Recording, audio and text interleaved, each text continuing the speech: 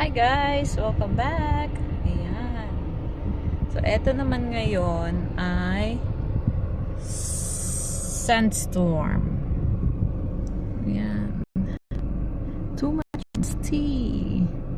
Mula kaninang umaga. Ayan. Mula kaninang umaga hanggang ngayon, 3 o'clock, ganyan pa din. Too much dust. So, 3 o'clock na, uwian na. Super init. Makulimlim dahil sa sand. So, asa na kaya siya? Sabi ko, andito na ako. Yan. So, ang hirap na naman mag-drive nito, guys.